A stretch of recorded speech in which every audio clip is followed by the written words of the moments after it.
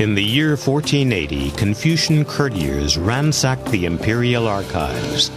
They sought to destroy every trace of one of the Ming Dynasty's greatest achievements.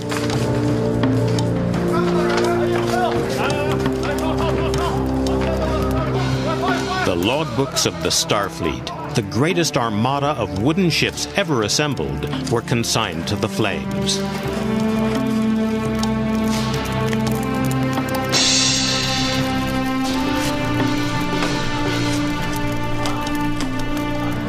From the smoke and ashes of that fire came a mystery that would tantalize the world. Just how far had China's imperial fleet pushed the boundaries of the known world? Could it have even reached America before Christopher Columbus?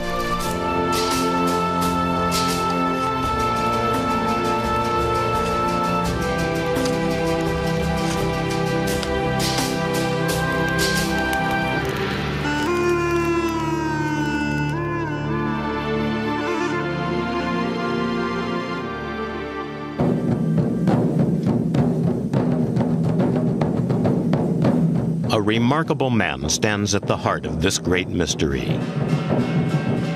His name was Zheng He, still revered as a god in parts of the East. Once a hero in China.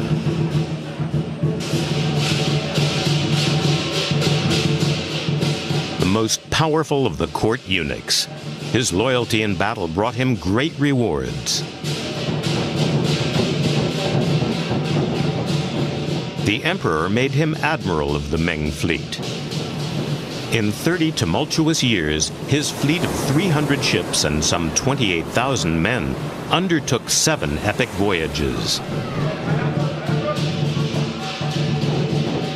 Until recently, that saga was neglected and little known outside China. But in China, some traditional storytellers have never forgotten the heroic exploits of the great Zheng He. The emperor declared, "Who is willing to take the command and go to the Western Ocean as my marshal?" Zheng he has been rewarded for his bravery. He is a talent. But he is too old. What a pity. No, no, I say. The older the ginger, the hotter it is. One man, more than anyone else, was to spread Zheng He's fame to the West.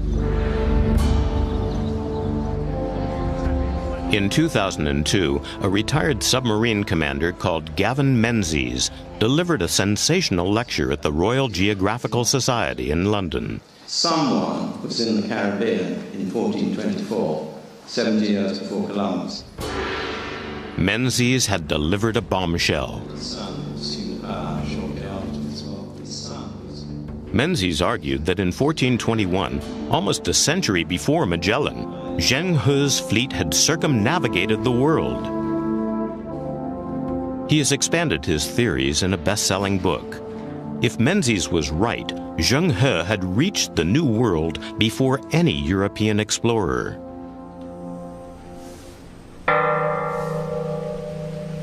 For years, Zheng He's grave lay virtually unnoticed, tended only by his family in Nanking. For almost 600 years, the family came here quietly, with no fuss. Very few people even knew the tomb was here.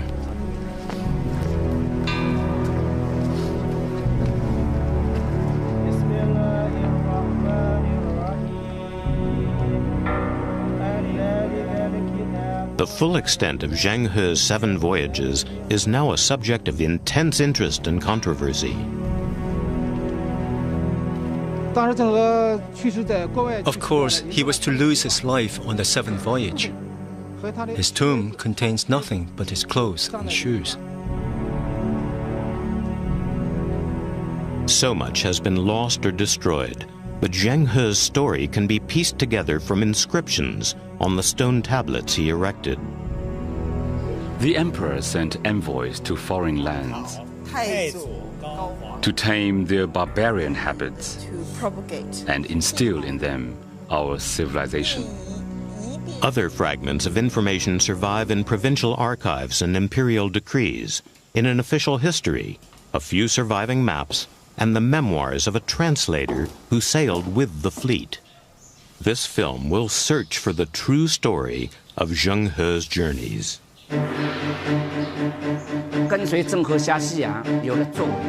Those who accompanied Zheng He on the fleet were regarded as heroes, and we worshipped them. Zheng He sailed when Henry V was King of England, when most people thought the world was flat. We have traversed immense waters, behold waves like mountains, set eyes on far distant barbarian regions. With clues ancient and modern, these 2 one-hour programs will follow in the wake of the mighty Starfleet. Our sails unfurled like clouds, continued their course. The first program will trace the fleet's passage through ancient temples and trade routes to the ports of modern Asia, Arabia, and Africa. The second program will follow Gavin Menzies' theory to see how and if the fleet crossed the Atlantic to America.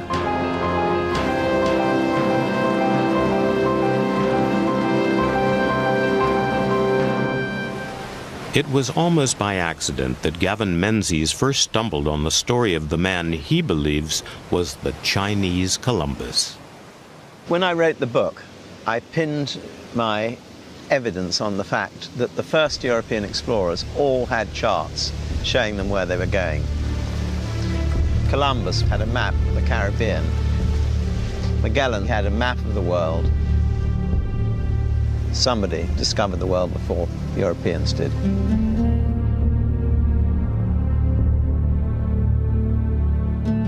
The maps of those early explorers have all disappeared, but maps indicating islands on the far side of the Atlantic have survived, and this convinced Menzies that someone must have mapped parts of the New World long before Columbus. To begin with, he thought it must have been the Portuguese. So I went to the Portuguese ambassador in London, and he said, we'll introduce you to the keeper of the Torre de Tombo in Lisbon. The Torre de Tombo is one of Portugal's great national libraries. So I started going through the records. If Menzies could prove that Portuguese explorers had crossed the Atlantic and mapped parts of the Caribbean before Columbus, it would be, by any standards, a world scoop. But what he found instead was evidence that led him to believe that as early as 1428, there had been a map of the world that predated those early Portuguese voyages of exploration. His source was a Portuguese historian, writing more than 100 years after the event, who claimed this map had indicated both the Cape of Good Hope and the Straits of Magellan. If there ever was such a map, it no longer exists. But Menzies was convinced. Far from the Portuguese having discovered these islands in the Caribbean 70 years before Columbus, what in fact happened was that they didn't know about them. My whole book had to be rethought. Years of research lay in ruins. Menzies drowned his sorrows in a bar in Lisbon, but a nagging question was left in his mind. If the Portuguese were not the first to map the far side of the Atlantic, who was? England and France were at the end of the 100 Years' War. They were bust. Venice was in political turmoil. They were out of the picture. The Islamic world was again in complete turmoil. It could only have been China. In 1402, China was centuries ahead of the West in learning and technology. This was the era of the Ming Dynasty, one that would last from 1368 to 1644. The third Ming emperor had just usurped the throne and was keen to stamp his authority on the vast country and state bureaucracy he now ruled. This painting shows the prosperity of the Ming capital. Zhu Di saw himself as a great emperor. He wanted to surpass all his ancestors and build the greatest empire.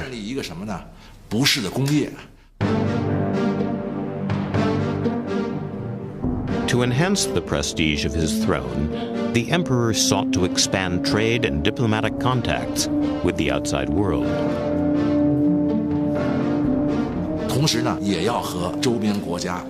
He wanted to improve the relations with neighboring countries. So Zheng He's mission was to be political. It aimed to spread and increase the power of the Ming dynasty. The emperor encouraged the tribute system.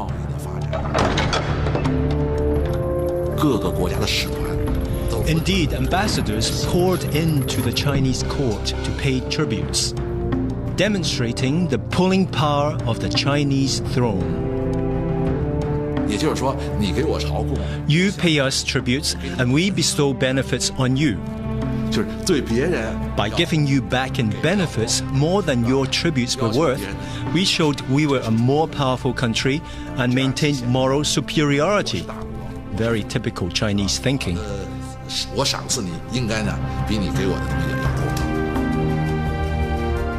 His traditionally minded Confucian courtiers advised against an ambitious and expensive foreign policy. They maintained that China as a land power should be self-sufficient, turning its back on the barbarians beyond the seas. But Zhu Di believed that seeking wealth and renown abroad would secure his throne at home. So in 1403, he ordered that a great fleet be built. For the next 30 years, it would fly the flag around the Indian Ocean and extend the tribute network throughout the known world. Dockyards were made ready to build the fleet. 20 years ago, this was sea. The houses here were only built since then. You can imagine these buildings as Zheng He's treasure boats. And Zheng He's first task was to build more ships. Amazingly, in the heart of the former capital Nanjing, the great dry docks can still be seen 6 centuries later. The people here told me that as late as 1949, these were still linked to the sea. The docks were enormous. The length was 1.5 miles. The width, 500 yards. They were made up of 7 dry docks. This is number 6.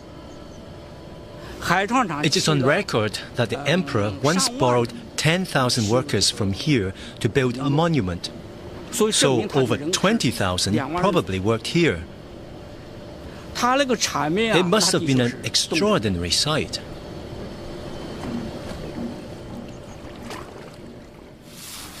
The fleet under construction consisted of several hundred ships, including a handful of giant treasure junks. You see those wooden stakes? They were not to fortify the bank, but to support the boats from beneath so the workers could work on them. Here in 1957, we found a huge rudder, 11 yards long. I saw it myself. Archaeologists concluded the rudder post was 600 years old and 33 feet long, part of an enormous junk.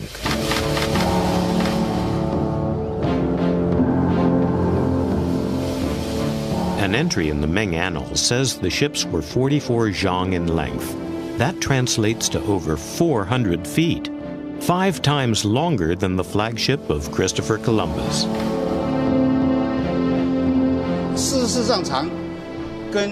Treasure junks was recorded to be 50 yards wide and over 100 yards long. Were there such large ships? I think there were. Fujian has a long history of shipbuilding. We had very good natural materials, fir trees and pines.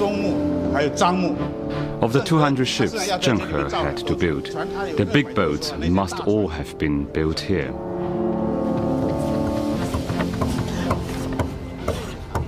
This group of scholars and naval enthusiasts has raised the money to reconstruct a Ming junk, but they're still arguing about what size it should be. The largest treasure boat was no more than 200 feet. Too small, far too small. My sources are accurate. This drawing is from Zheng He's time. No. Experts agree a large boat with 3 layers of planks would be strong enough, and so would the keel. We checked it again and again. With the technology and materials we have today, it's difficult to build such a big boat, but we cannot yet say it's impossible. Many believe that 450-foot ships were feasible because of their multiple bulkheads. Inspired by the way bamboo grows in sections, this Chinese design gave their ships great strength.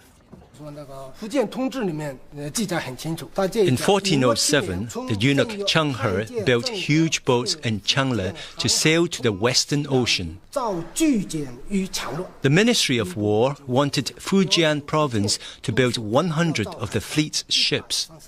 The next year, it ordered another 5 huge ones.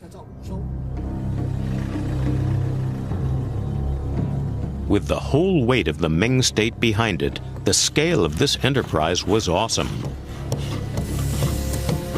Carpenters, sailmakers, and blacksmiths were drafted in from across the country.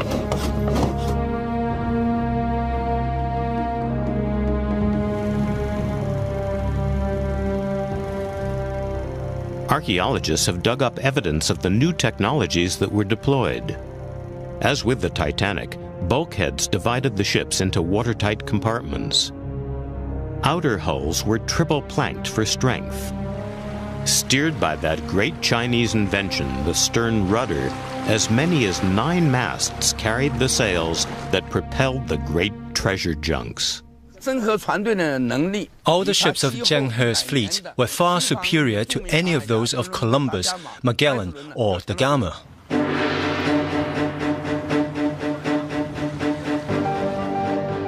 The emperor planned a series of voyages to win tribute and allegiance from the rulers of the Indian Ocean. He issued seals of office to be presented to local rulers, binding them to his throne. Though some Confucian advisors opposed this venture, he could count on complete support from the court eunuchs. His most trusted eunuch, Zheng He, began assembling the expedition on the broad Yangtze River.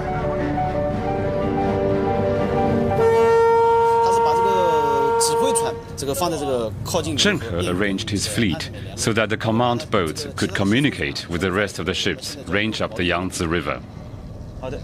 With a skeleton crew, Zheng He sailed downriver to Taikang, a good place to recruit sailors. It's a good harbor. The sailors are experienced. They grew up in this river country. A stele, or inscribed stone tablet, gives the departure dates of the 7 voyages. The stele records destinations as well as dates of arrival and departure. It states clearly that Zheng He was first to embark from the port of Taichung.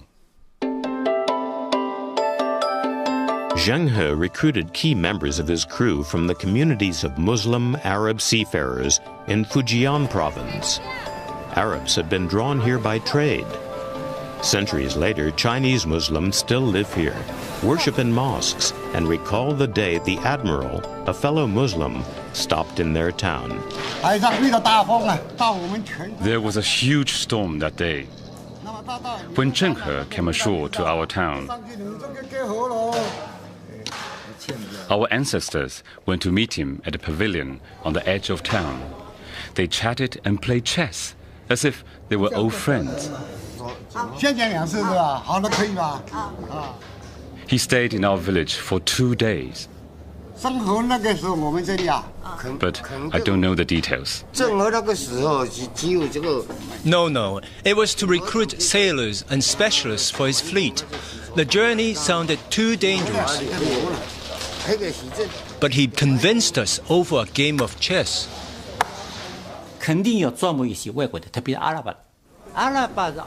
He was particularly keen to recruit Arabs.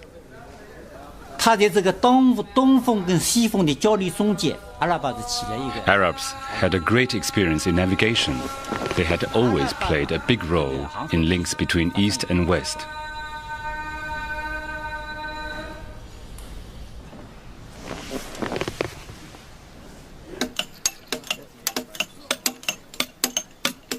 The tomb of one of the men Zheng He played chess with is still here. At the time of his visit, there were reported to be over 10,000 Arabs living and trading in the great ports of southern China. In the fall of 1421, Zheng He was ready to embark on the sixth of his 7 great voyages. All he needed now was a fair wind.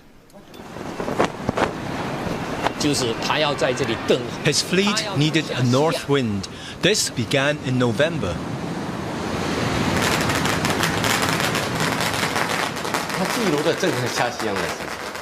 Zheng He still went to the mountain where the fishermen pray for favorable winds.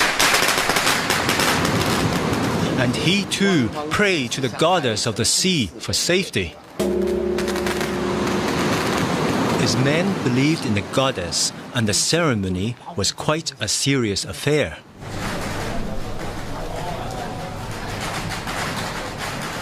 They asked for her protection. They feared they would run into danger.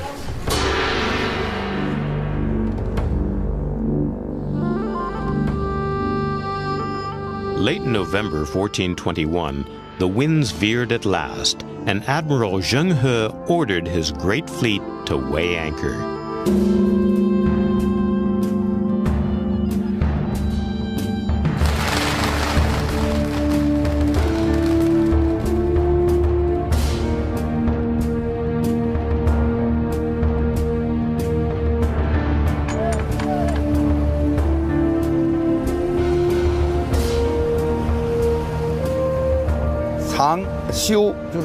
There were between 100 and 200 ships, including 7 great boats for the commanders, boats for horses, people, water, and food. Personnel, about 30,000, the majority of which were military people. An eyewitness account said they needed 200 to 300 men just to operate the rudder, sails, and anchors.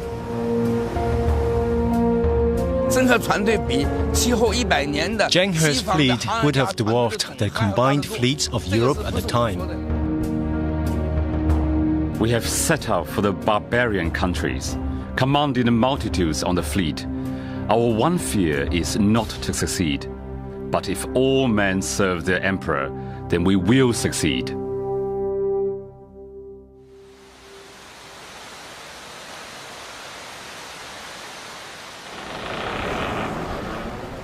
They were a strange mixture of superstition and science, but they used technology that's still in use today, a Chinese invention, the compass.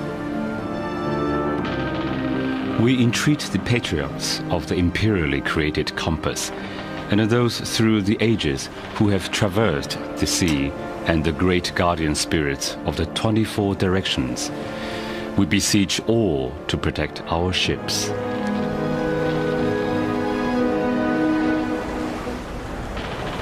Though sea logs and other records have been destroyed, one of Zheng He's maps has survived. The charts were drawn for sailors. People assume they are upside down, without latitude and longitude. But the chart puts the actual course of the ship as they sail at the center. So north and south are rotating. The fleet left Taikan Harbor, following east, southeast, to reach the open sea. Even today, you could use this to sail to India and Africa. Zheng He's surviving map is just one of the clues that make it possible to trace the journey he then took. The journey on the sea was dangerous. At times, mist and cloud came, and you couldn't see nothing. Earth and heaven blended into one vast emptiness.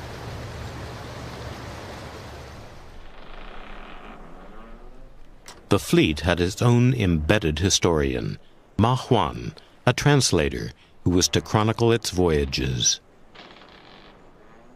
I followed the mission wherever it went, for I do not know how many thousands of miles. I passed through the various countries with their different seasons, climates, topography, and peoples. I am incapable of literary elegances. I write of these matters with an honest pen, and nothing more. Ma Huan's account tells us that the fleet sailed down the coast of Vietnam, past Thailand, and on to Malacca in Malaysia, just north of modern Singapore. Steer 120 degrees by 135. The ship is level with Man La Ja, Malacca. After 3 weeks at sea, Zheng He's fleet arrived at Malacca. Malacca is the gateway to the Indian Ocean and a perfect place to build a supply base for the fleet. When the treasure ships arrived here, they at once erected a stockade.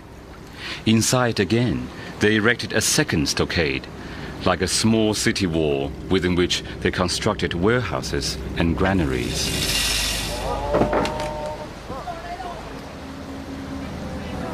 The Chinese needed a depot. They're a long way from home.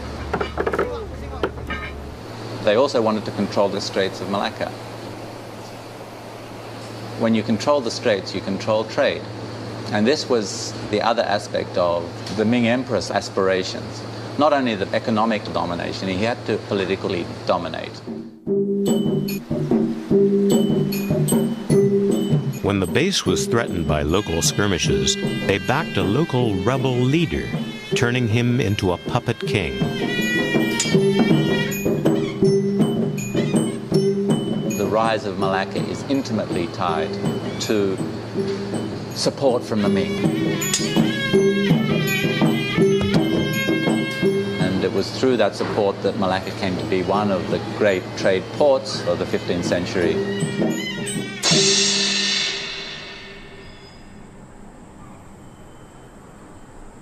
The emperor's official seal confirmed this pact. The King of Malacca also have this type of seal given by the Emperor of China. The locals have a more romantic version of this story. Legend tells of a fairy tale marriage that united the Chinese and Malays in friendship. The Chinese princess and her many handmaidens were brought to our country as a gift to our great king. So pleased was he with her beauty that he gave the great hill of Malacca on which her kinsman might settle.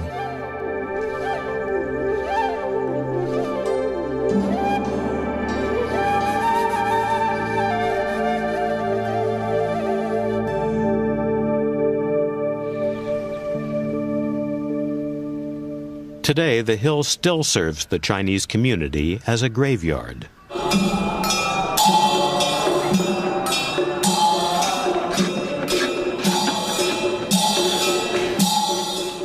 The cantonment, or Chinese enclave, which grew up around the fleet's supply base, is still there.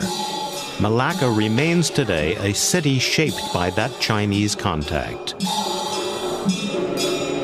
And a new statue of Zheng He waits to look down on the town he helped to found. They marshaled the goods, then they waited till the wind was favorable. In the middle decade of the 5th moon, they put to sea.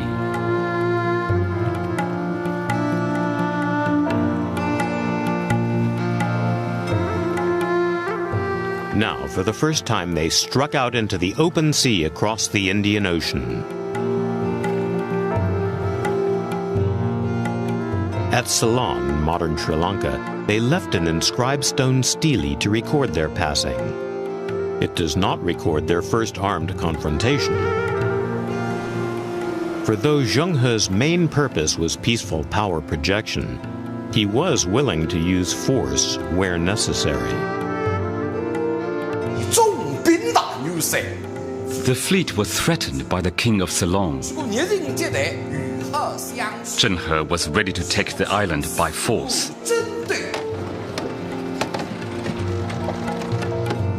When you look at the violence which occurred during these voyages, one has to look a bit beyond the rhetoric.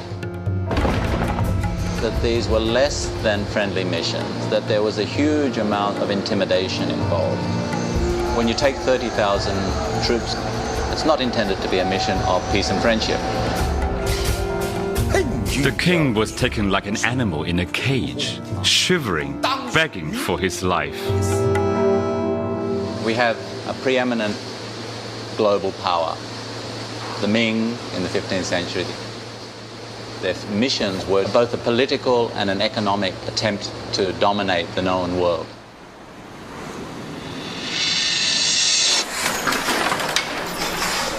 The junk sailed on, their holds crammed with the produce of China's massive porcelain and silk industries, keen to gain direct access to the marketplaces of the Indian Ocean.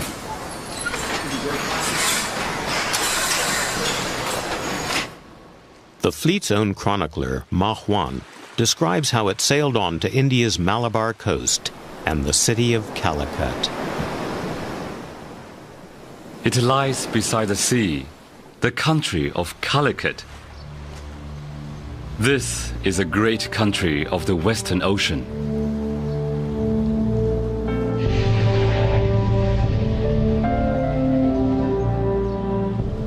The Malabar coast was the fulcrum of the Indian Ocean trade network. If a treasure ship goes there, it is left entirely to two men to superintend the buying and selling. A local broker comes and joins them. When the fleet came, the ship was approached by the local people in small boats.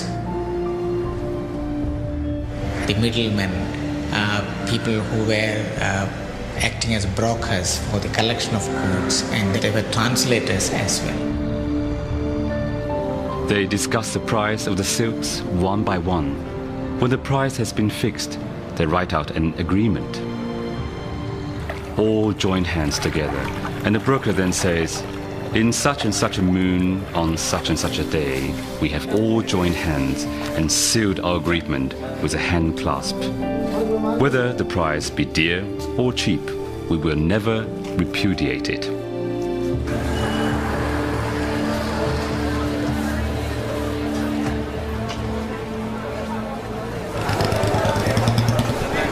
Today, little has changed. The Chinese traded their silks and porcelain for spices, which were brought to Cochin and stocked in warehouses.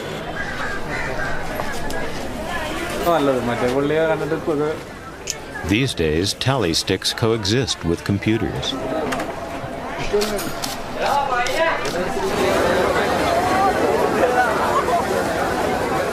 Over the centuries, the spice trade has brought great wealth to Calicut. You can see it to this day in the ornaments that adorn the elephants during temple festivals. Some of that gold may well have come from the ancient trade with China.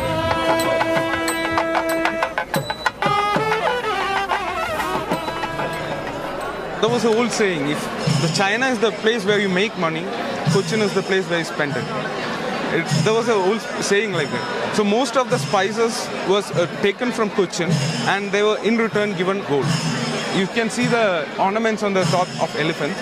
The way of income for the Cochin kingdom was through spice trade, because there was no gold in India.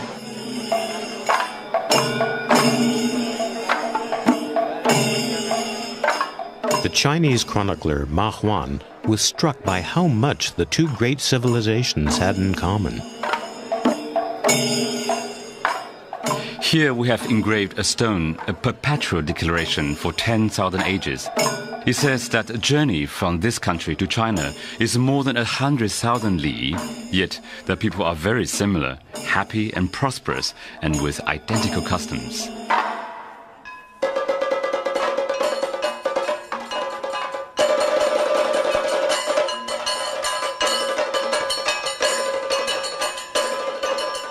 Local dance theater owes much to its contact with the Chinese.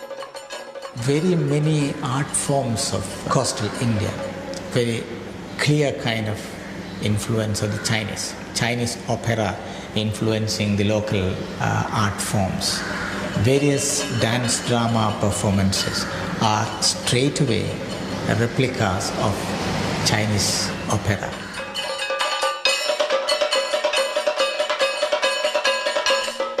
The story of tonight's play is that of the Monkey King, a mythical character who is common to Indians and Chinese.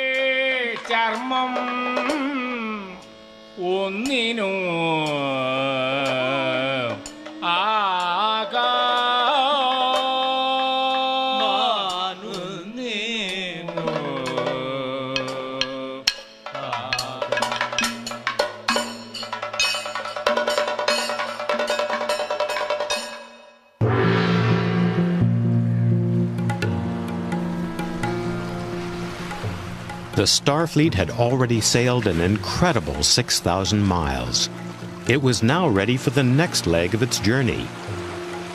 As we followed this journey, it's surprising how much of our modern world would still be familiar to Zheng He's sailors. 600 years ago, Asian seafarers were enormously skilled and knowledgeable. Zheng He did not need to venture into a complete unknown. His navigators did exactly what merchants do to this day. They hired local pilots to set the course from India's Malabar coast to the fabled lands of Arabia. The local traders who were traveling in fairly big vessels had better know-how, so definitely such people's help was essential. And certainly people who were coming to the coast for the first time must have been guided by them.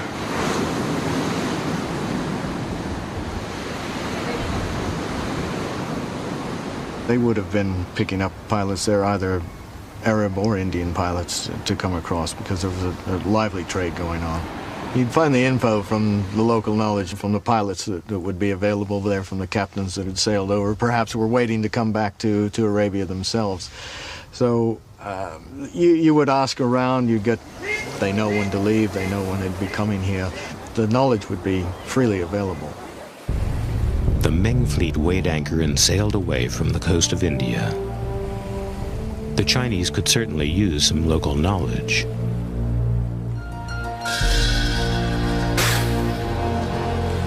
Their own methods for predicting wind and weather were, to say the least, idiosyncratic.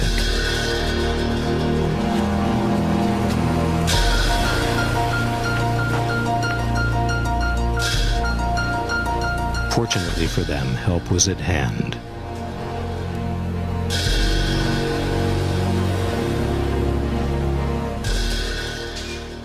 Then, as now, Indian pilots knew all about the seasonal monsoon winds, which is so crucial in this part of the world.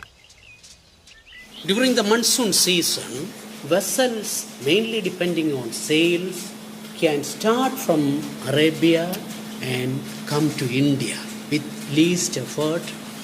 If you try to go in the opposite direction, you will be wasting your time in the sea. The journey from India to Arabia would have been timed to coincide with the second half of the monsoon season, when the winds reversed direction. The winds which were blowing from southwest to northeast will blow in the exactly opposite direction. From northeast, they will blow to southwest. That's why Indian spice traders always timed their journeys to coincide with the phases of the monsoon. Chinese scholars who have studied the fleet's surviving charts say that Chinese navigation was more sophisticated than their techniques for predicting wind and weather. We still have 4 original charts from Zheng He's voyages for crossing the Indian Ocean. We use the sun by day. We use the stars at night. We use the height of the star to determine the position of the ship, its latitude. Going from Calicut to Hormuz in the Persian Gulf, they used many stars, but the main one was the pole star.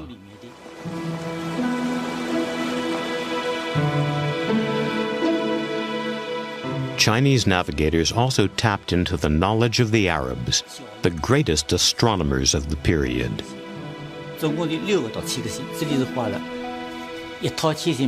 If you look at the stars, we know how they found their positioning in the sea. They used a kamal, a square board, lined up the bottom edge with the horizon and the top edge with a pole star. From that, they could calculate their latitude. The Arabs were the great navigators. They were the prime link throughout the Indian Ocean. Two examples. The compass came from us to them and then to Europe. The kamal is an Arab invention, but we adapted it to suit us. The Chinese and the Arabs both used the same techniques to navigate by the stars. And after 4 centuries of trade between these two great civilizations, it has become difficult to decide who learned what from whom. The Arabs had sets of navigation, well, some of them were poems, some of us just really pilot books, where they could tell the prospective navigators, okay, on a certain day you leave this port if you want to go to another port. And it would also tell how to get from one port to another.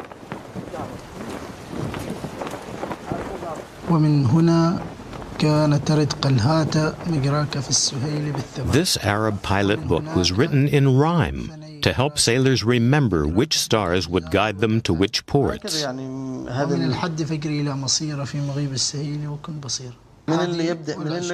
speaks about the direction in the area where we are, the exact ports and stars positioning. Okay. Also, you could follow what for them was the mouth of the lion, which is part of a scorpion. It's kind of a collection of stars together, and if you follow the timings right, then you reach exactly on that direction.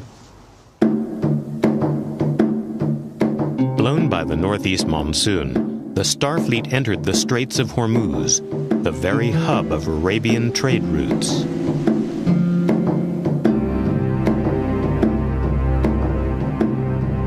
A 100 years earlier, the ancient Silk Road across the landmass of Asia had been cut by Mongol conquests. The Chinese were keen to re-engage with the Arab world and reconnect with a network of caravan routes that crisscrossed the Middle East and terminated at the trading towns that lined the Persian Gulf.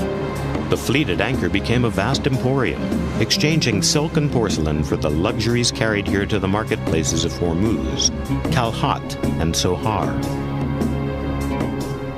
Sohar, for instance, was described in the 15th century to be the most active trading port city in the whole of the East.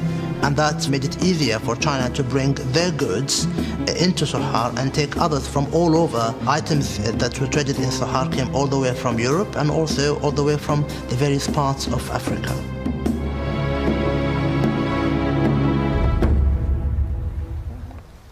Tom Vosmer has been excavating another of these ports, Kalhat in Oman.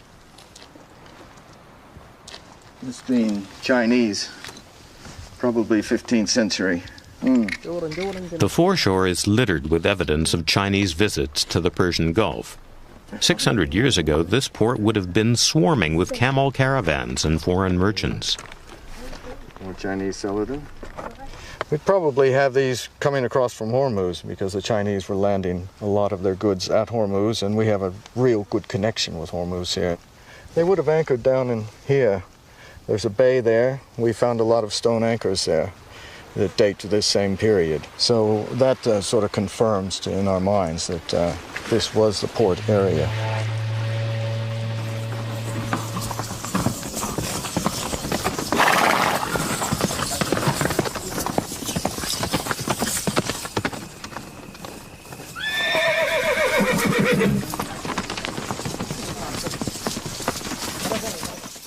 Chinese learned this was a good place to buy horses.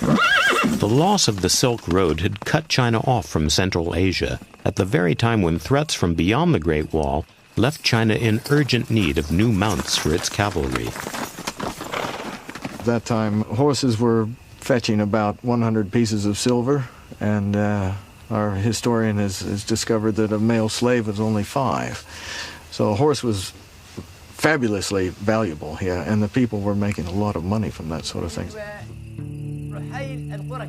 The Chinese were open to the learning of Arab scientists, who back then were the most knowledgeable in the world. The Chinese had recently suffered outbreaks of plague, and medicine was high on their list of priorities.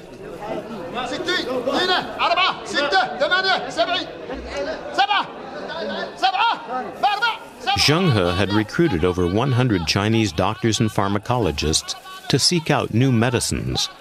Arabia is still a cornucopia of medicinal herbs and countless other remedies. هذا من جبل الأخضر من وادي مستل من بلد الطايين هي المكان هذا وهذا يستخدم عن وجع البطن عن وجع القلب عن وجع كل شيء سوى فيه. This is Sa'tar. As he said, it came from Jabal al-Akhdar, and it used for the stomach ache and for the heart, and you can take this with the sugar and mix with the hot water and take it like a tea, and it is good for the stomach. Frankincense, myrrh, cinnabar, and storax were processed, dried, and packed away in jars for their eventual return journey.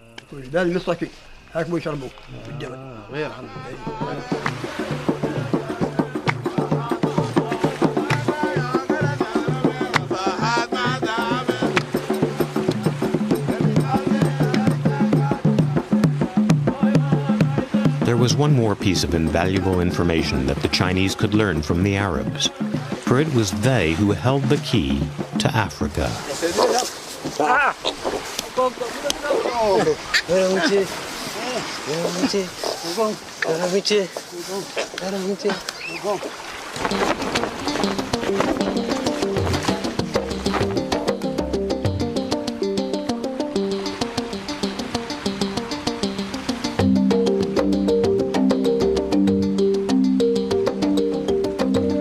The Chinese had long known of the Dark Continent, and centuries earlier, Chinese goods had reached these shores on Arab sailing boats.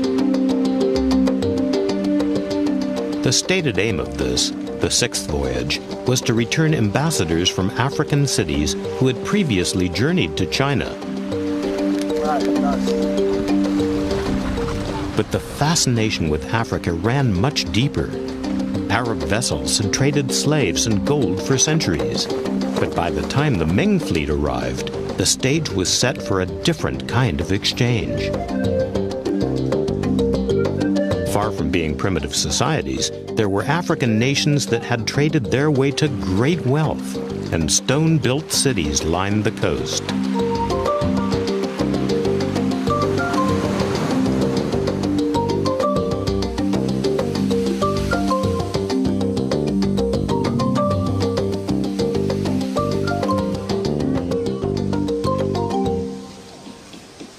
A town like Pati at this time has about 9 gates, huge buildings, palaces, and we have huge mosques. These towns are now showing some kind of prestige that they have achieved this much wealth, they have achieved this much power. They now have to symbolically also show that they are important. For African rulers, blue and white Ming porcelain, delicate and exotic, became the ultimate status symbol. In these round niches, they used to put the porcelain bowls, which would look like this. And the bowls were meant for decoration purposes, right? This bowl is a 15th century Chinese bowl. The people around here had a psychological feeling that the shells of these particular bowls, once they are taken and kept in the suitcases, the people would become rich or wealthy. So a good number of them were taken for such a purpose.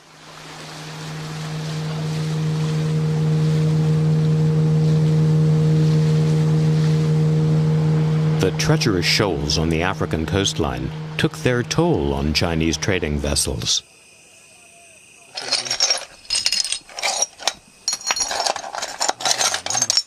this is nice.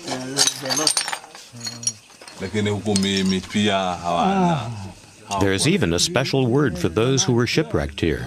They're known as the Famau. Off the coast of Kenya, there's an island where it is said that descendants of some of these Chinese castaways can still be found. Their stories have been passed down through the village's own keeper of tales.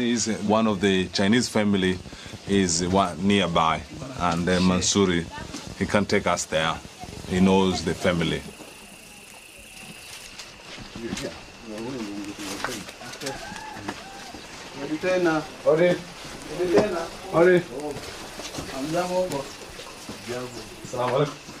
The Farok household was one of the 4 Famau families on the island.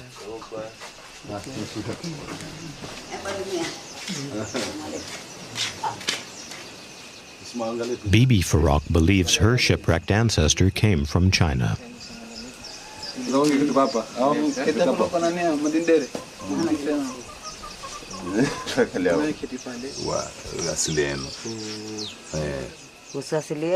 They had a shipwreck, and they came, that was in Shanga, and then they came to Siu, and then they got married to the locals. And even the name of her mother is called Safina, meaning it's a dhow which saved these people from the shipwreck to bring them to the seashore. And now they are the descendants of those Chinese people who had a shipwreck. Ndevo hivyo. Basi vile mzee kidogo kinaeleza. Basi vile amekuwa huko amefundikiwa wakawa ni wenye kutembea tu. Sasa kwa hivyo ni waume lazima watakuwa wana hamu na wenye muhimu pia mpaka wafahamu Therefore they had it about it from the parents, and it's a story of the town. Everyone knows in the village about the shipwreck.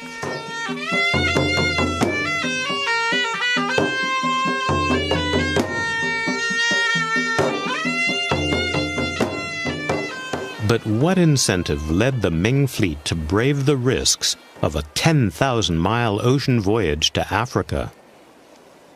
It came to bring tortoiseshell back to China, which they would use for a variety of things. Rhino horns, like these horns from black rhinos, would be brought back to China, and they were mostly used for the making of medicines to lower fever. They prefer the bigger... Esmond Martin has dedicated much of his life to stamping out the now illegal trade that brought the Chinese to Kenya. And this would be bigger than the average tusk that you would find in Asia. And this is soft ivory as well, as a distinction. The forest elephants of Asia produce a hard ivory, which is more difficult to carve. And the Chinese have always liked soft ivory, so this African ivory that they would get from East Africa was superior. 5 centuries ago, the trade in tusks would have dwarfed the stacked seas from modern poachers in the fight to save Africa's wildlife. But the Chinese motives were mixed. While some filled the holds of their treasure ships with ivory and rhinoceros horn, others were searching out new and wonderful animals for the emperor's menagerie. What lured the Ming Starfleet to Africa may have been a hunger for the exotic, and Africa had much to offer. A contemporary illustrator recorded a host of fantastic beasts: the rhinoceros, the ostrich, and the zebra. Their 16th century illustrated book of strange countries records their wonder.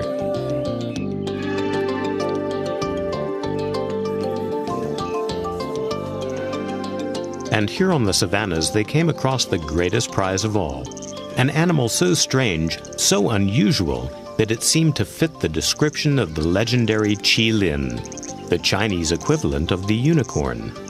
Arrangements were made to bring it back to confer good fortune on the emperor himself. But they actually did it, to me, is mind-boggling. And then getting it onto the boat, have no idea how they did that. Keeping it in a boat for all those months in storms, it must have been a feat. You know, she has a weird balance, these spindly legs and that heavy body.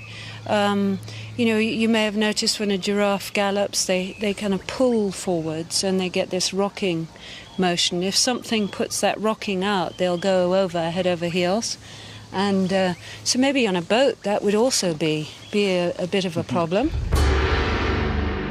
History does not record how they transported their living treasure across 8,000 miles of sea. But 3 months later, the imperial palace was mesmerized by the sight of the giraffe.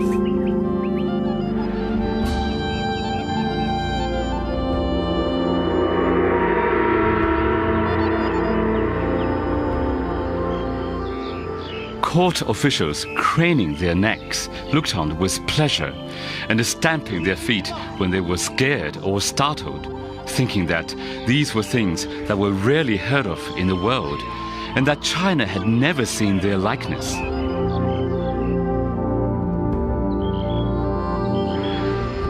The giraffe had come from the ends of the earth to be recorded in the meticulous records of the Forbidden City. The achievements of Zheng He and the Starfleet rank as some of the greatest in naval history. But for centuries, this story has been largely confined to China, unknown to and unrecognized by the rest of the world.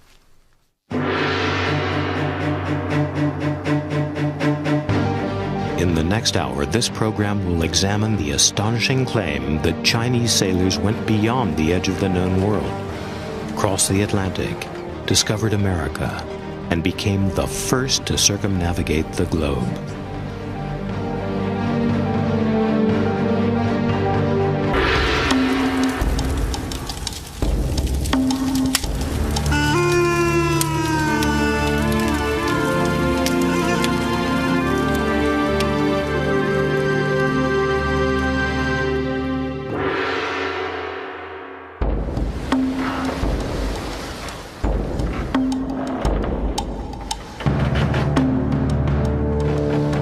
In the year 1405, China's Ming Emperor had assembled the greatest fleet the world had ever seen.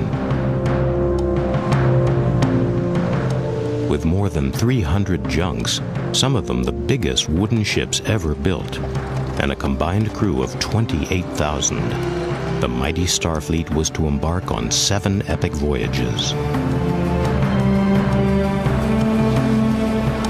The historical record shows that under the supreme command of a Muslim eunuch called Zheng He, the fleet expanded China's known world to Malacca, Sumatra, Java, Sri Lanka, India, Arabia, Africa, perhaps even Australia. But after 30 years of extraordinary achievement, there was a dramatic reversal of policy. Jealous Confucian courtiers forced the empire to abandon its forward naval policy. Zheng He was forgotten, his fleet laid up, and many of his maps, logs, and records destroyed. This historical vacuum has fueled ideas that there might be a missing chapter in the story of the Ming fleet. Gavin Menzies, a former submarine commander of Britain's Royal Navy, has spent 15 years poring over maps and documents of the period. Now, in a theory that defies academic opinion, he claims that on its 6th voyage, Zheng He's fleet sailed beyond its home waters to cross the Atlantic Ocean. If he's correct, the Chinese could have discovered the Americas 70 years before Christopher Columbus. When the first European explorers set forth for the New World, every single one of the great names had a map showing in them the way to go. Not one of the great European explorers discovered anything new. Somebody discovered the world before Europeans did. This program will examine how the Chinese may have crossed the Indian Ocean, rounded the Cape, and sailed on into the South Atlantic. Then, with the input of 220 scholars, including 30 from China, Gavin Menzies' theory that the Chinese discovered America before Columbus will be put to the test.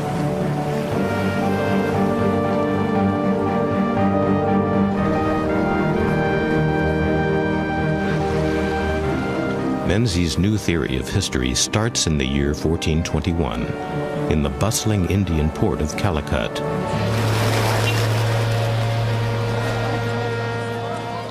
We know that having already sailed some 6,000 miles, the great Chinese fleet was lying at anchor here because Ma Huan, the expedition's chronicler, has left us detailed descriptions of Calicut's booming spice trade. The inhabitants of this mountainous countryside have established spice gardens.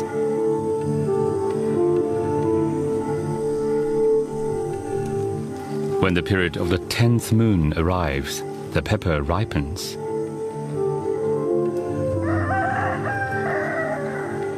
It is collected, dry in the sun, then they wait for foreign merchants to come to buy. Ma Huan was not the only foreigner to visit Calicut at about this time. In these districts, they grow ginger, called in the language of the country, beledi, or gebeli, or neli. Niccolo de Conti, an Italian merchant adventurer who spent 25 years living and traveling in the East, also describes the bustle of the Calicut spice trade. De Conti's account of how they dried ginger 600 years ago reads as if it was written yesterday. The ginger is obtained from the root of a shrub. They cast ashes upon it and place it in the tropical sun for 3 days, by which time it is dried.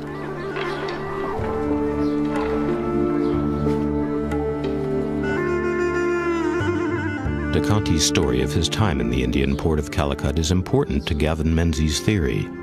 Menzies believes that de Conti not only saw the Ming fleet, but that he met the Chinese admiral.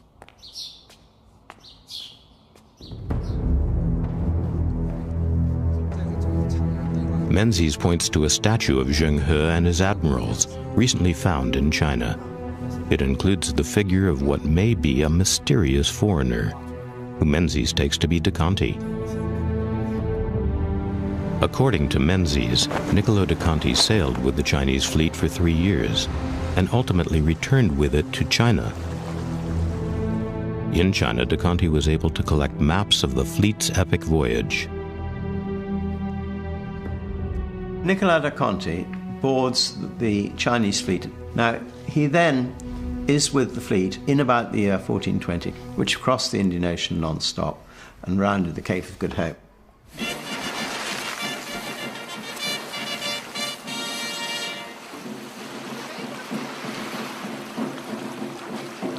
Niccolo de Conti returned to Venice. At that time, Venice was glorious and self-confident, the most important maritime state in the Mediterranean.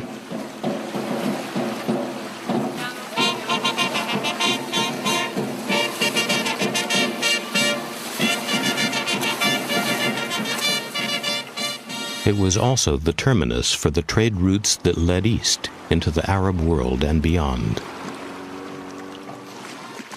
Here, de Conti could well have come into contact with Fra Mauro, a monk skilled in map-making and based in a monastery in the city.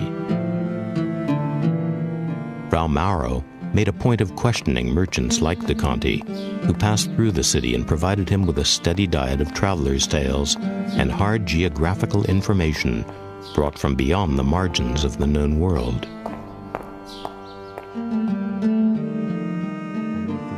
Fra Mauro had received a commission from the King of Portugal to construct a definitive map of the then-known world.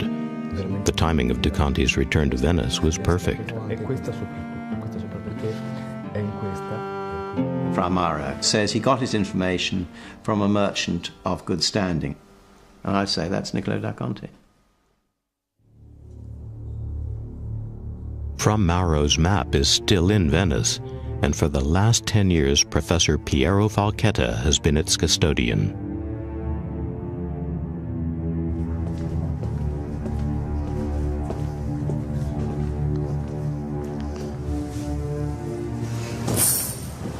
Well, this is the map. This is the Mediterranean Sea. And The Mediterranean Sea is upside down because the map is upside down. This is Africa, so that's the bottom of Africa.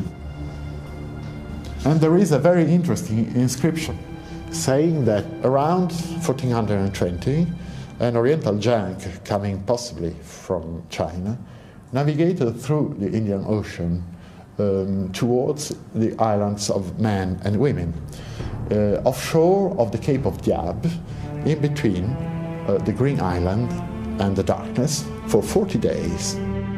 Gavin Menzies has no doubt what the Green Island means. Pramara then says that ship or junk from India reached the Islas Verdes. Well, 40 days at 4.8 knots, which is the average speed of the Chinese fleet, would have taken them to the Cape Verde Islands. So I say Islas Verdes equals Cape Verde Islands.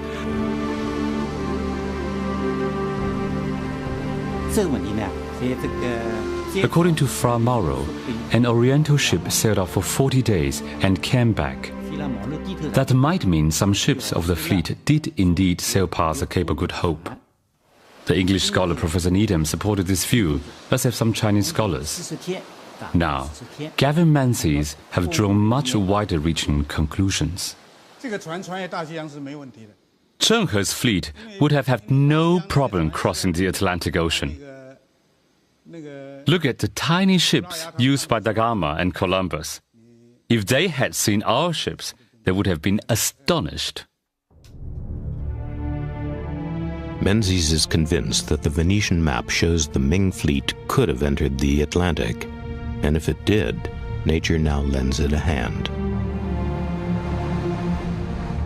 Coming round the Cape of Good Hope, on this Admiralty chart, these blue currents, you can see carrying the ship up the west coast of Africa. Then he would be pushed inland by the winds, carried up by the current, then in a strong current to the west, then trade winds push him into the coast once again, until he gets up north of the Cape Verde Islands when the currents push him down. Then, leaving the Cape Verde Islands, he's carried in a massive volume of water, absolutely due west.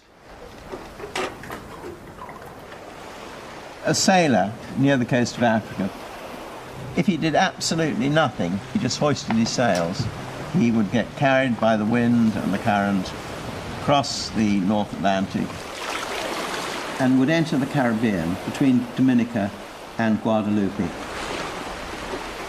Hundreds and hundreds of explorers have entered the Caribbean in this way. Menzies now tries to pick up the trail in the French Caribbean. Captain, quel cap maintenant, s'il vous plaît? Le 315. D'accord. So we're steering 315, coming in, running in from the Atlantic, exactly as the Chinese sailed.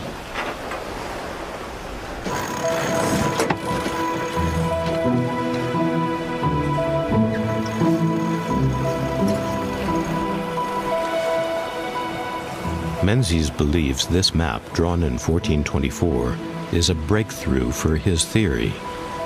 Known as the Pizzigano chart, it seems to show islands across the Atlantic 3/4 of a century before Columbus ever sailed there. Menzies believes only the Chinese could have charted the islands, which he believes he can identify. The person who drew the 1424 Pizzigano chart drew Les Saintes exactly as he would have seen them from sea level, more or less this time of the day. On the Pizzigano chart, he's drawn this red island, and he's drawn 3 bays. And that's exactly what you can see. There's the first bay, the second bay with the tall mountain in the back, and there's the third bay there. Couldn't have been drawn better. We're now exactly in the channel opposite the middle of the 3 bays.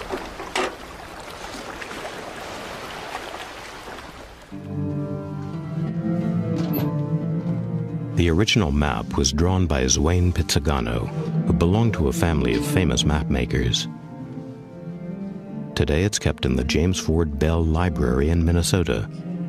Its former curator is Carol Ernest. Of latitude.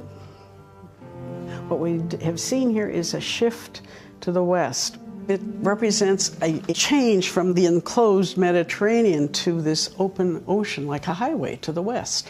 And we see for the first time the island of Antilia and some of these other islands. This is 1424, a long time ago. Now there are people, for very good reasons, who feel these are legendary islands. However, I believe the islands are real. Now Gavin has come up with, a new theory about this. He was working from the names, he was working from the shape of the island, and I think he's got a very good case. Menzies has studied the words on the old chart. Two of them, Khan and Umana, seem to indicate a volcano and an eruption.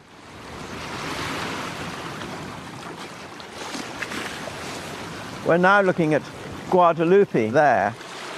If you compare Pizzighano's chart with what's there today, here in yellow is what was drawn on the 1424 chart, Con Imana, that means volcano erupts there. And on the modern chart, where Pizzighano has drawn it in exactly the same position, there are two volcanoes, Soufriere and L'Echelle. In fact, the Smithsonian have told me that they erupted twice between 1400 and 1440, when Pizzighano said they did. The island shown on the 1424 chart is in fact Guadalupe. The volcanoes, the streams, the bays, ties up absolutely with the 1424 chart. And there it is, all laid out in front of you. By now, Menzies believes the fleet had divided itself. One half sailed south, the other, under an admiral called Zhu Wen, sailed north. We carried through the Caribbean, northeast past Dominican Haiti, northeast past Cuba, up past Andros and Bimini.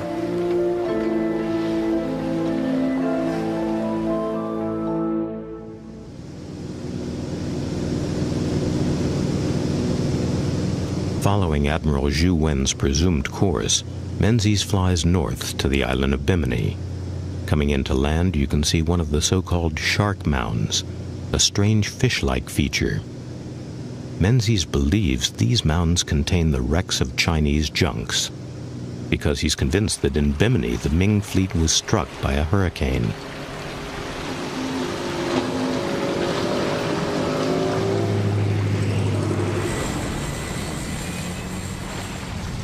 We too were caught in the middle of a tropical storm as we approached the reef.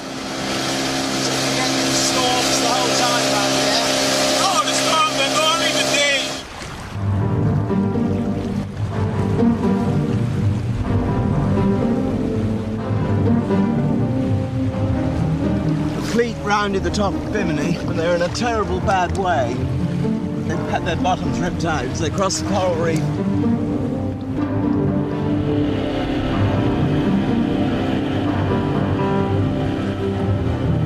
Seven of the great junks were deposited on what was then a sandbank. They've been covered by sand, and they're now called the shark mounds. 500 foot long, the same length as the great junks. They are the graves of ships. The Chinese fleet got carried by the hurricane and dumped where we are now. He had a smashed fleet.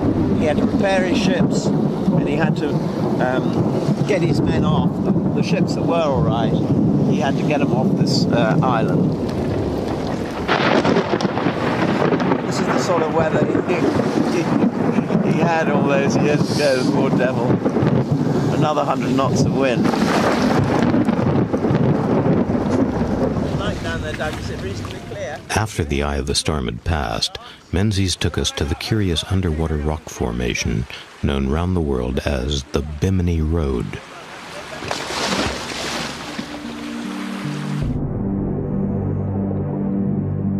Menzies believes this is a slipway built by the Chinese to refit the fleet and repair the damage caused by the hurricane. They used the beach rock and the ship's ballast to construct a slipway between here and the shore.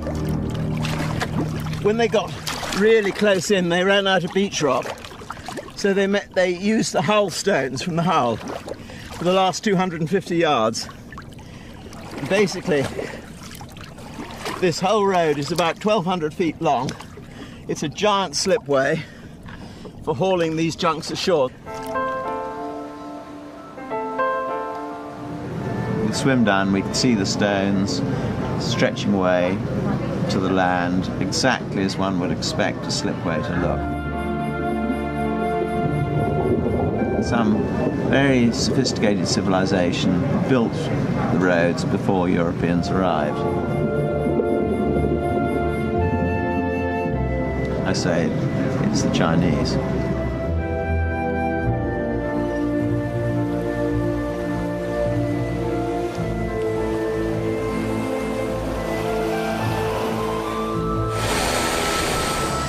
Seaworthy once more, according to Menzies, the fleet was ready to weigh anchor. The Chinese, when they left Bimini, they could only go in one direction, that's northwards. That is the way that the winds and the currents would have carried them to Florida. And so in the year 1421, some 70 years before Columbus, if Menzies is right, the Chinese may at last have made landfall on the continent of America.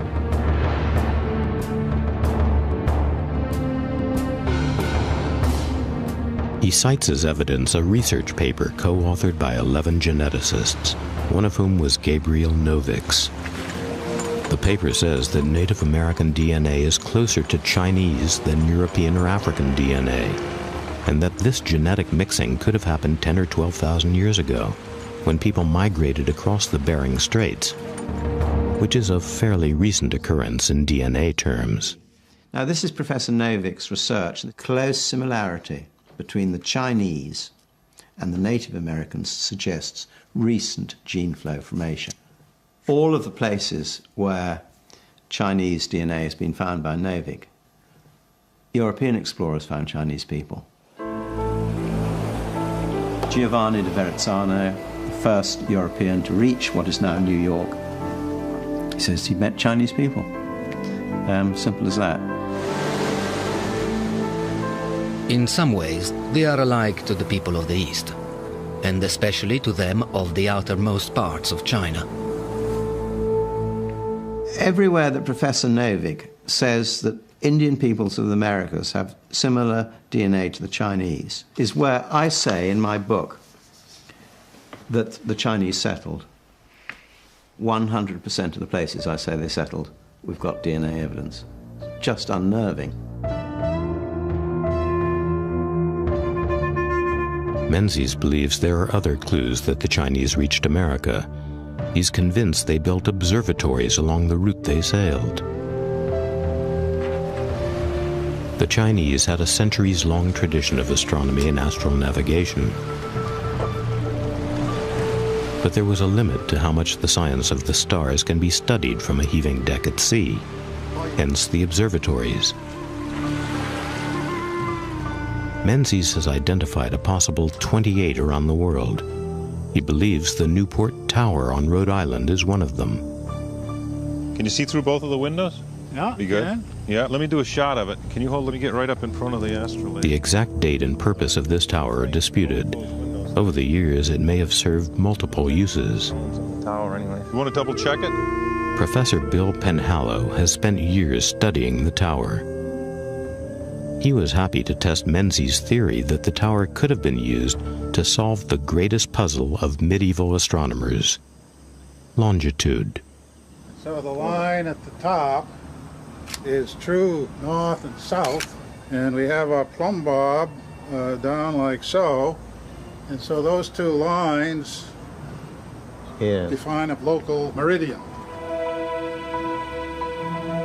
Menzies argues that if one observer in Beijing and another here at the tower were to record which star was directly overhead at a precise moment, they could work out how far they were from each other, and thus calculate longitude.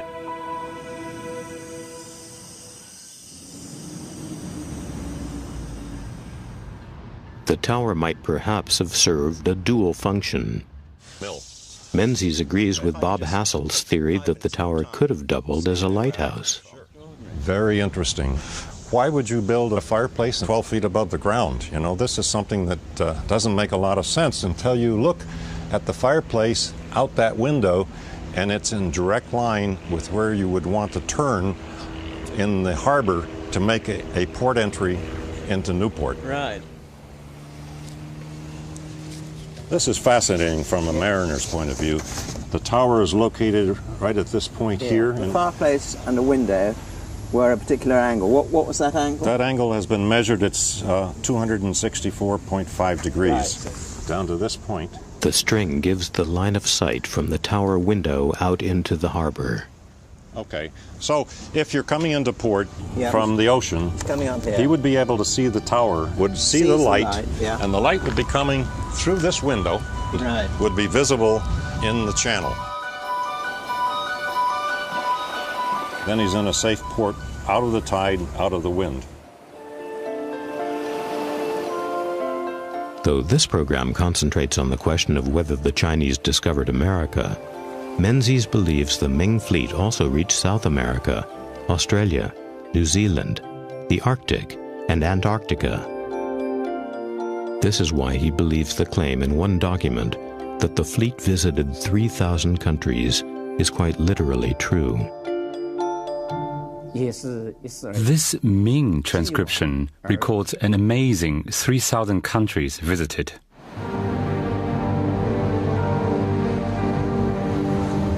If Menzies is right, history will have to be rewritten. And China's mighty Ming fleet will take the place of Columbus in the Age of Discovery.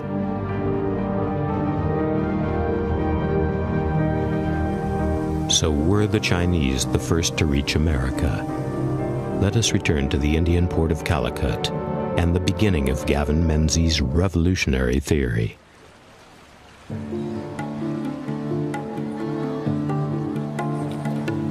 There's no doubt that de Conti was here. His vivid account of the bustling trading ports of Malabar and the minute detail of the pepper and ginger trade are evidence enough. De Conti also provides a graphic eyewitness description of what may well have been Chinese ships. They build some ships much larger than ours, with 4 sails and as many masts. The lower part is constructed with triple planks to withstand the force of the tempests.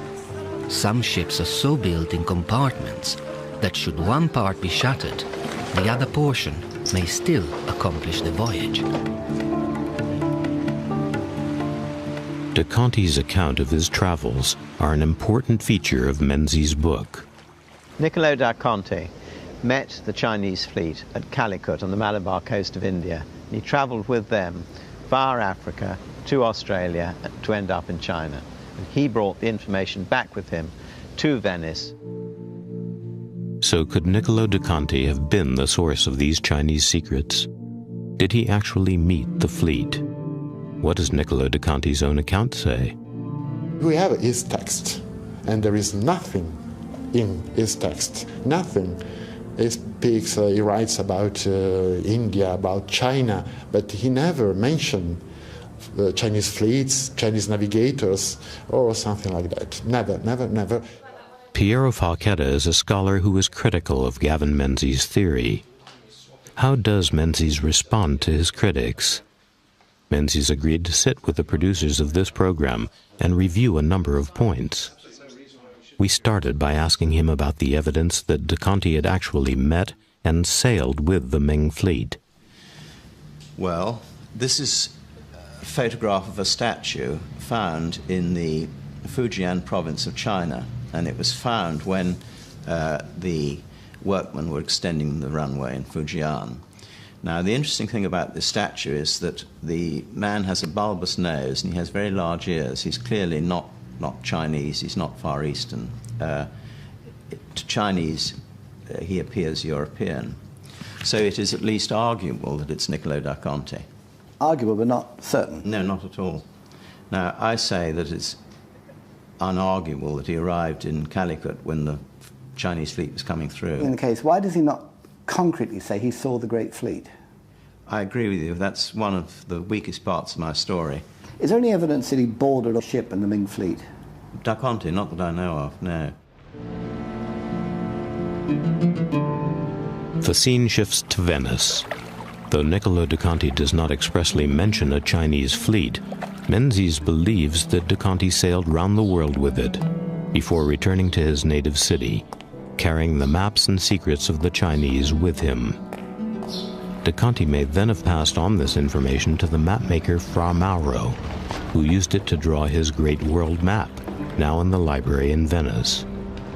Menzies believes that map contains an important clue. It shows an Oriental ship that rounds a great cape and sails into unknown seas. Dr. Piero Falchetta quotes a note written by the map maker. Finding nothing but water and air.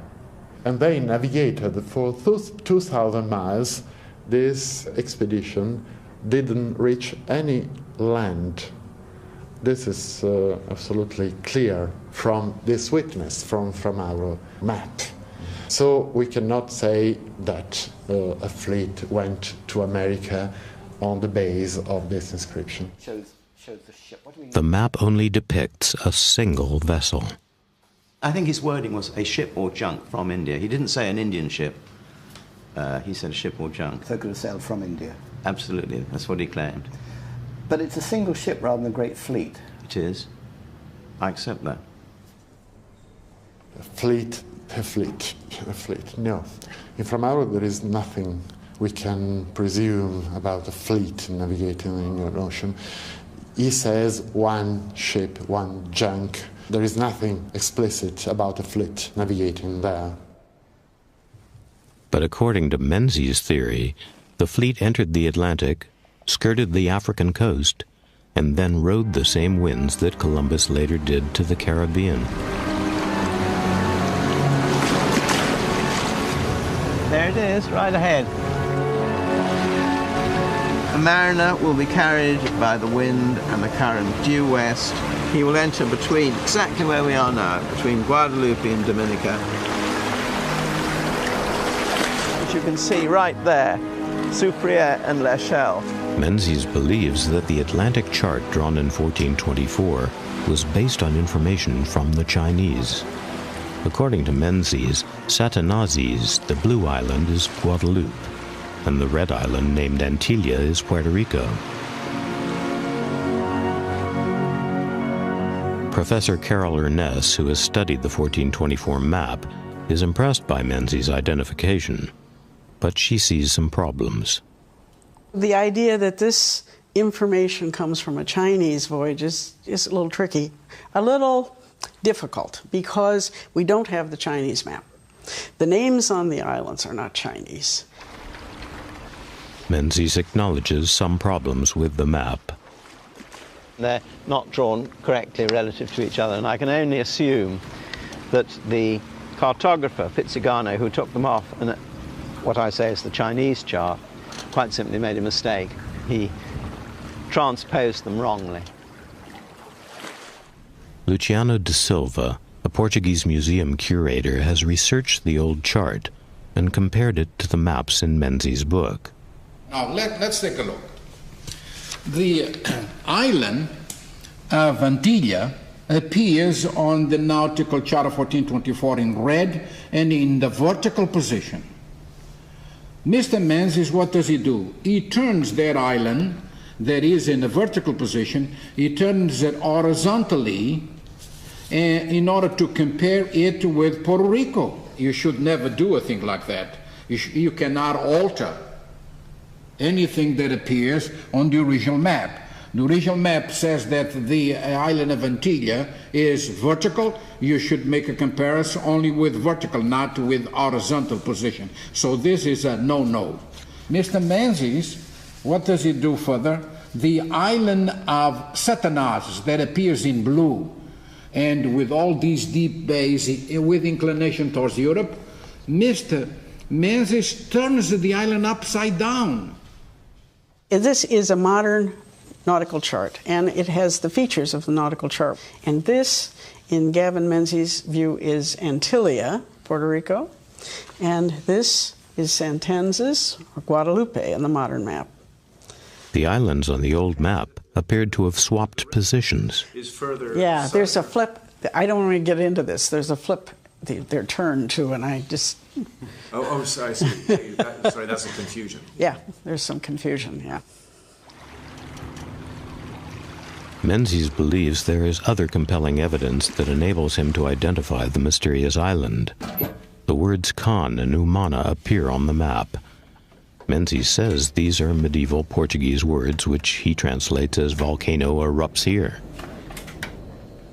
And since there was a volcanic eruption in Guadeloupe about 600 years ago, he argues that the Blue Island must be Guadeloupe. We showed Gavin Menzies an email from an eminent Portuguese medieval linguist who says the translation of Khan and Umana is wrong. Well, all I can say is that Professor Camilo dos Santos doesn't agree with what's in that email. Professor Camilo dos Santos said that it meant volcano erupts here, question mark. Santos actually said, you know, I'm not an expert in a linguistic expert. I'm a professor of literature and you should check with other people. Well, he's a professor of medieval literature. What about the specialists in medieval Portuguese who say it can't mean that? I'm afraid I can't arbitrate. Professor dos Santos says he cannot translate Khan and Umana because he specializes in modern Portuguese literature. He told us to talk instead to Professor da Costa, who is an expert in medieval Portuguese. These two words exist, in fact, in current Portuguese. Con means cone, so can be the shape of a volcano. It's possible. But these words were not used with this sense in the 15th century. They are used later, just later. And for sure, I never read such words, neither one nor the other, in Portuguese chronicles of the 15th or the 16th century or in documentation. That's not the way to speak about volcanoes. And I don't think so, just because the words were not used in Portuguese of those times. If the fleet ever did reach Guadeloupe, wind and tide would have continued to push it north. Menzies believes that as the fleet approached Bimini, they encountered a hurricane, and that several junks were wrecked on the island. To repair their ships, says Menzies, the Chinese built a stone slipway, which he identifies as that curious underwater feature known as the Bimini Road.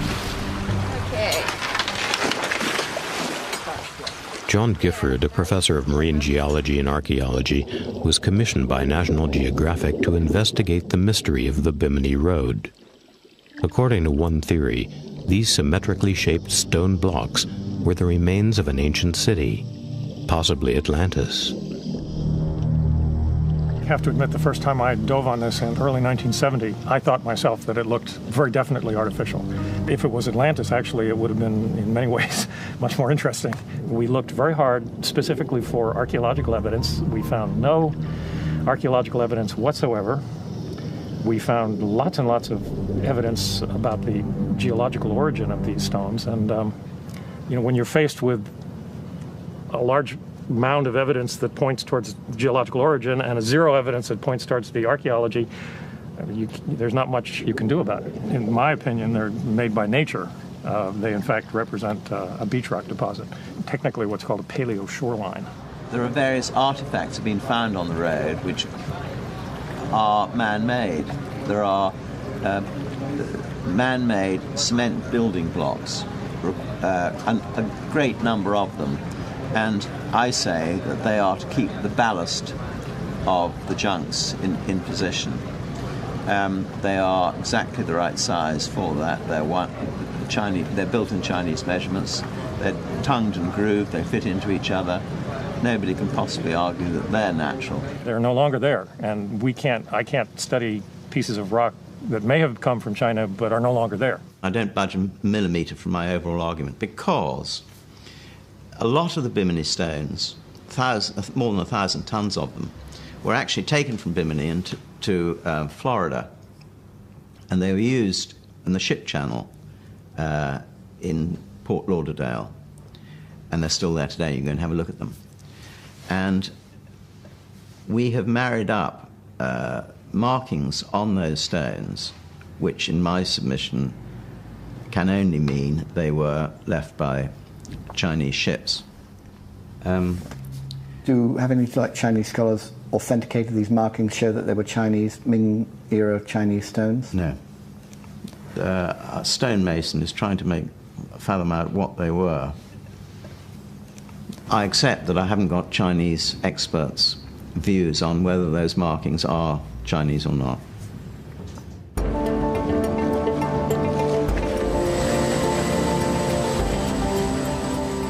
As you take off from Bimini, you can see the beach where Menzies says part of Jiao Wen's fleet was wrecked. You can also glimpse another of Bimini's unexplained phenomena, the shark mounds, shaped like a shark, or as Menzies believes, shaped like the hull of a Ming treasure ship washed 500 yards ashore in a hurricane 600 years ago. Menzies has been seeking permission to excavate the shark mounds, though a previous dig found no evidence of human activity. If you look at one of the charts here of Bimini, you can see pretty clearly that there are long lineations here which really represent the accretionary growth of East Bimini. These are just like hundreds or thousands of other storm surge deposits that have been mapped all over the Bahamas. Well, they're certainly storm surge deposits, but I say they're deposits covering wrecks. But we've yet to probe them. Absolutely. So it's a possibility, but no proof. Absolutely.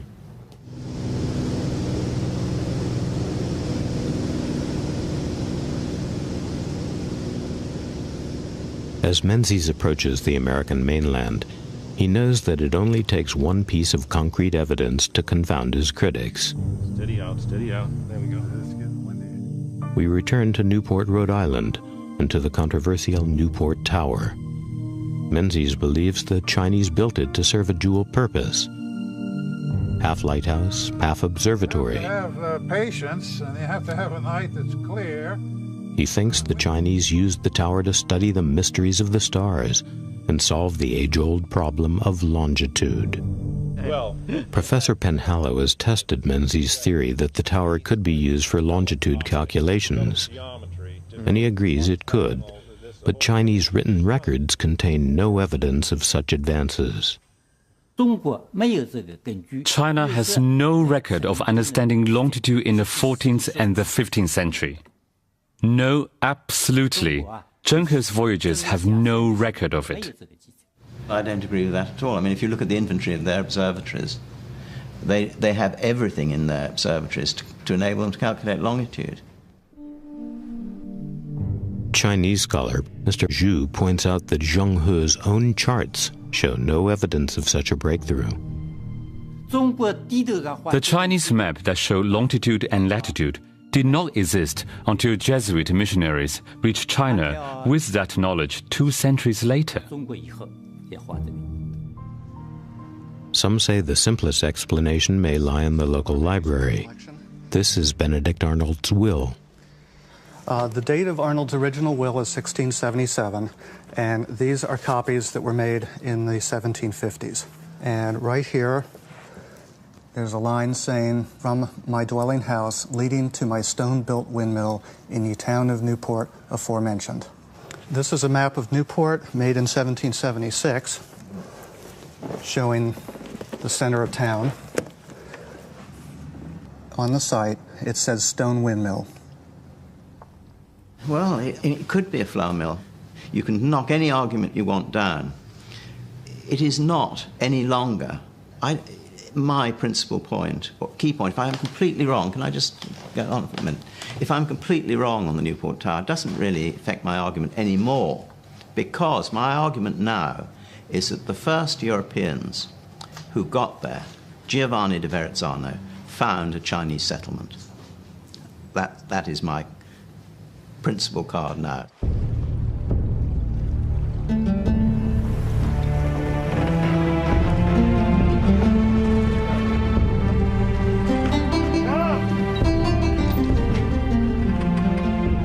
Giovanni da Verrazzano is one of a number of European explorers who, according to Menzies, encountered Chinese people when they landed in the New World. Verrazano led an expedition which landed in what is now New York in the year 1524. There he encountered a band of Native Americans whose skin, he says, was russet in color, not unlike the Saracens. In other words, people from the Middle East. Gavin Menzies reads out the relevant passage. So this is John de Verrazano to the King of France. He says, "For we saw many of them not strong of body, yet sharp-witted, nimble, and exceeding great runners, as far as we could learn by experience. And in those two last qualities they are like to the people of the east parts of the world, and especially to them of the uttermost parts of China." So he's not saying they look Chinese, he's saying they run swiftly like people from that part of the world. But he doesn't actually say they're Chinese. But he says they, in those aspects, they resemble the people of the uttermost parts of China. Insofar as they're nimble and quick. Menzies cites similar examples of eyewitness evidence, including Columbus. Christopher Columbus. Columbus, as you know, I think it's a very interesting point, because when he died, he believed he'd reached Cathay, China. And the reason he thought he had, in my view, is because he kept meeting Chinese people. I mean, he met Chinese people when he got to Cuba, off the coast of South America, Greenland, Ireland. Isn't there a sort of like circular logic there? Because he mistakenly thought he'd reached China, by definition, he'd think that the people were Chinese. Well, with respect, I don't agree. I think that the fact that he kept meeting Chinese people led him to believe he was in China. Menzies believes there is more than the accounts of Verrazano and Columbus to show the Chinese got there first. And he says DNA science supports him. Native Americans do have some Asiatic genes. According to Menzies, these Asian genes are present in the Native American population because Zheng He's Chinese sailors mixed or intermarried with them. DNA science cannot pinpoint the date when these were acquired, but Menzies argues the eyewitness accounts date the DNA. Now, the interesting thing is that all of these people I'm going to point out have recently acquired Chinese genes. Exactly, none of us know. What is recent? That's the $100 million question. People of Greenland, people of the Aleutians, the people of Yucatan Peninsula, the Incas. Now, if you look at some of those peoples, they're trees, DNA trees.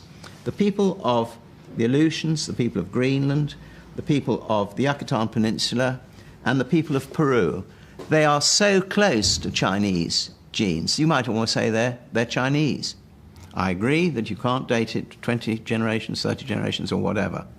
But I can show in every single place, those fleets settled, that people today have Chinese or Japanese or Mongolian genes.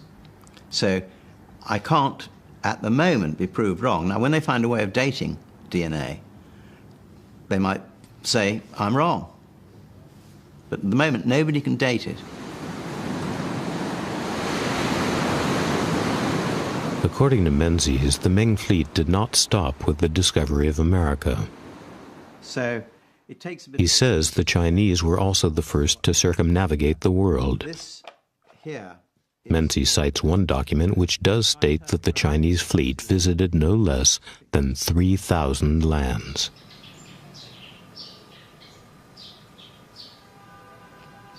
Menzies' source is a written copy of a stone carving that has now been lost. Mr. Wu is a calligrapher who has copied the words of the lost inscription many times. The fleet set sail from Taichung, visited Vietnam, Cambodia, Thailand, Calicut, and Hormuz, etc. Altogether, it says, 3,000 countries.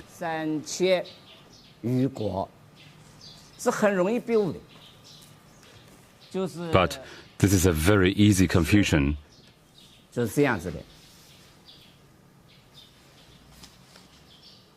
is how you write 10. and the character for 1,000 has an extra stroke on top. The two characters are very similar, so easy to confuse. Wu has compared this with one other carved stele which has survived from the 15th century. Erected by Zheng He himself, it clearly states 3 times 10, therefore not 3,000, but 30 lands. Well, I don't think 30 makes any sense at all.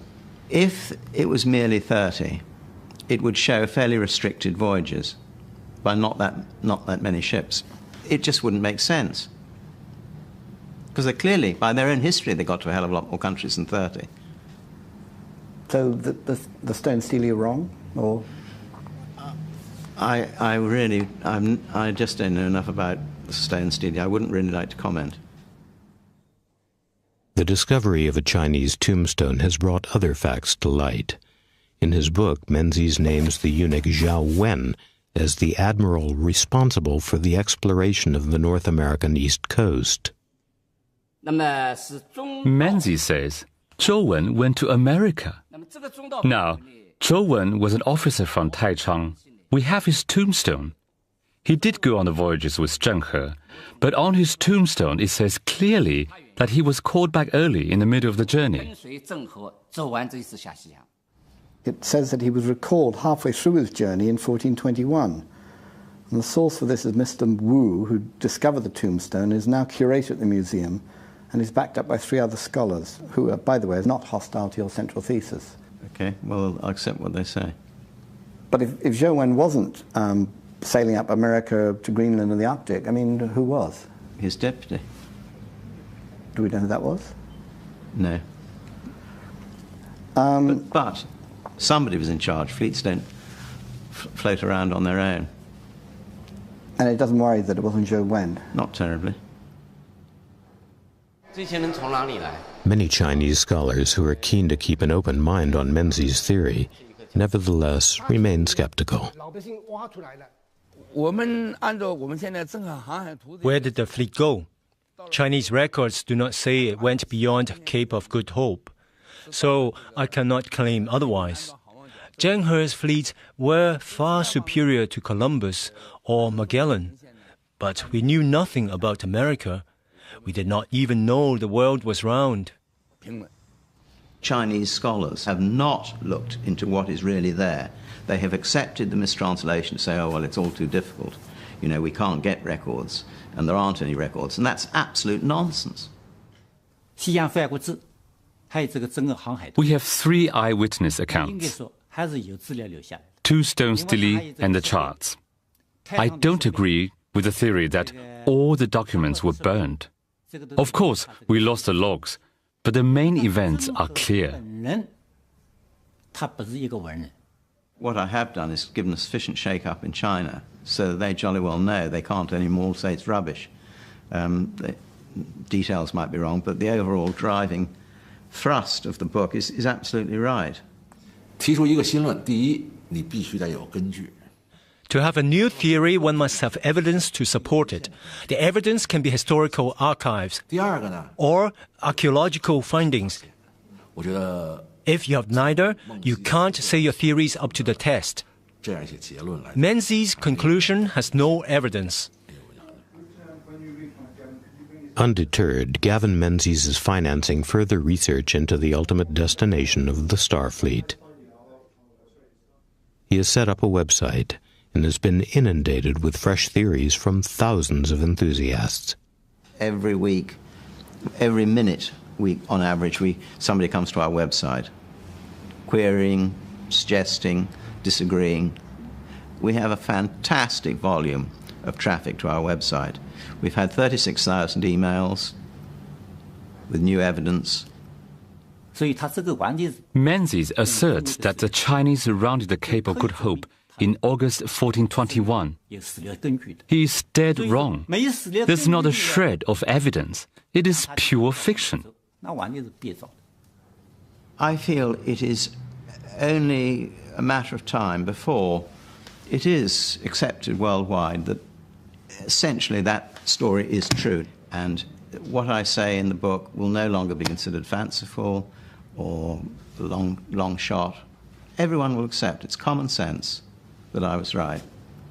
I find a book like that to be extremely entertaining, but I take no serious stock of it. I'm afraid that a lot of people will accept many, or if not most, of the assertions that are in the book because they can't identify the difference between science and pseudoscience.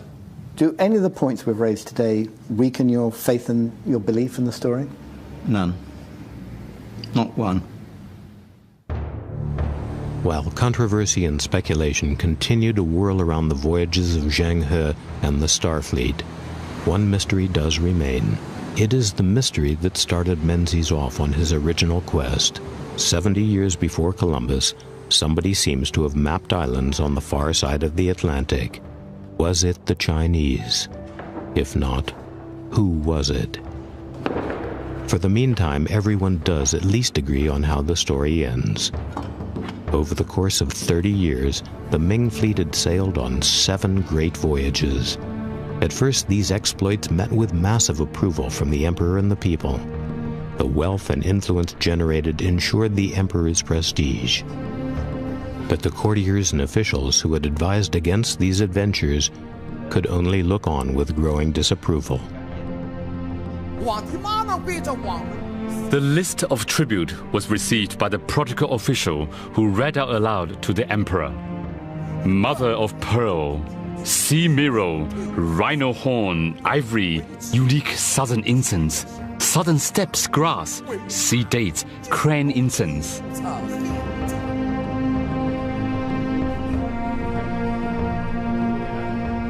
The euphoria was to be short-lived. In 1424, the emperor died, and his successor was opposed to these grandiose schemes. The new emperor was to beach the Starfleet and reverse China's expansionist naval policy.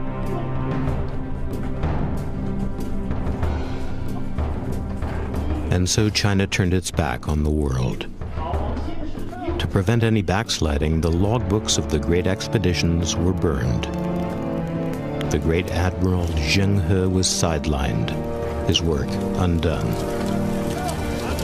Whether or not he or his fleets ever saw the Atlantic Ocean or the hidden world that lay beyond it, his known achievements already dwarfed those of most others.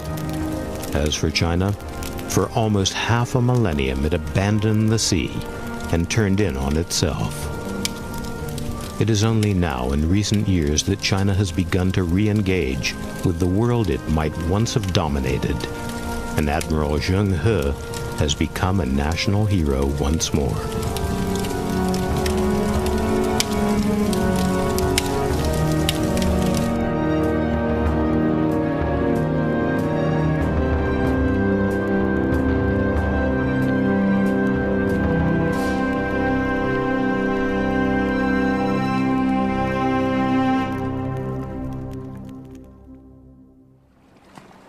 To learn more about some of the thought-provoking theories in this program, the book 1421, The Year China Discovered America by Gavin Menzies, is also available.